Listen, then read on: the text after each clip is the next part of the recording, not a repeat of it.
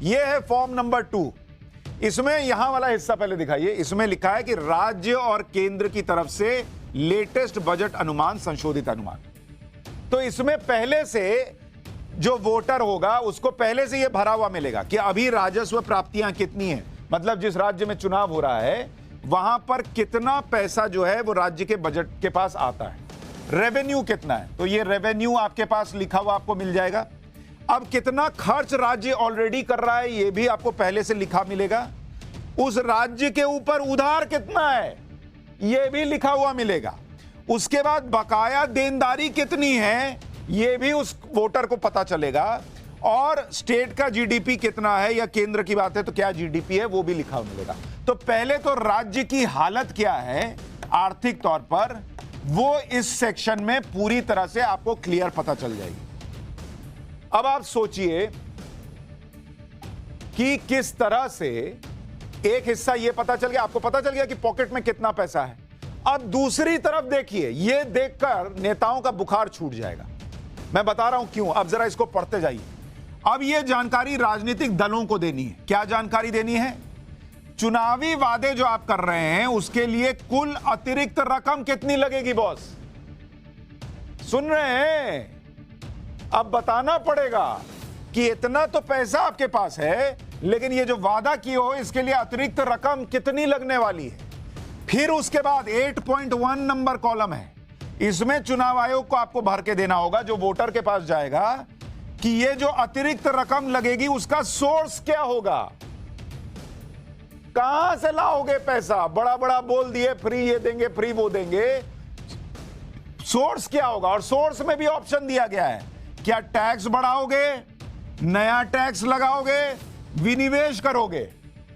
यानी आपको बताना होगा वोटर को। अभी तो मान लीजिए आप कह दिए कि हम ये कर देंगे, वोटर ने दे दिया, उसके बाद उसका लगता अरे ये तो टैक्स बढ़ा दिए, अरे ये तो एक्स्ट्रा टैक्स लगा दिए। नहीं, उसी वक्त बताओ वोट लेने के पहले कि टैक्स बढ़ाओगे, एक्स्ट्रा टैक्स लगाओगे या विनिवेश करोगे, या फिर ये बताओ कि खर्चों में कटौती करोगे, कहां से करोगे वो बताओ, या अतिरिक्त उधार लोगे वो भी बताओ, या कोई अन्य तरीका है तो वो भी बताओ। कोई जादू की छड़ी रखे हो तो घुमाने वाले हो तो वो छड़ी के बारे में बताओ।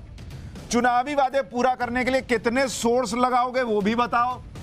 इतना ही नहीं, फिर उसके बाद जीडीपी का अनुमान क्या रह जाएगा जरा वो भी बताओ।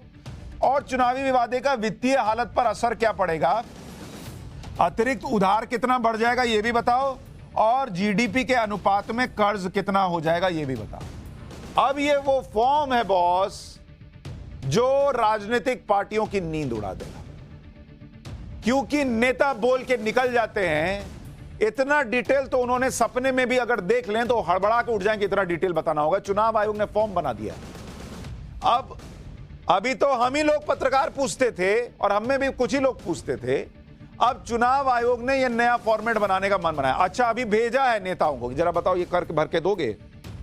अब वहां से आएगा वही रॉकेट उड़ के आएगा जो रूस और यूक्रेन के बीच उड़ रहा है, उससे घातक रॉकेट उड़ेगा शब्द वाला कि चुनाव आयोग ने ये कर दिया वो कर दिया फलाना ढिमकाना। क्योंकि इसमें बहुत लोग एक्सपोज हो जाएंगे।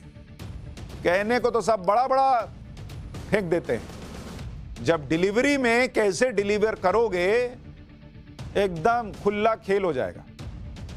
चुनाव आयोग ने यह फॉर्मेट सभी मान्यता प्राप्त राजनीतिक दलों को भेज दिया है ताकि वो 19 अक्टूबर तक इस पर अपनी राय दे सकें। इसके बाद चुनाव आयोग मॉडल कोड ऑफ कंडक्ट के पार्ट 8 के सब पैरा 3 के सेक्शन 3 को संशोधित करेगा। अगर राजनीतिक दलों की तरफ से कोई जवाब नहीं आया तो यह मान लिया जाएगा कि राजनीतिक दलों को इस पर कुछ नहीं कहना है।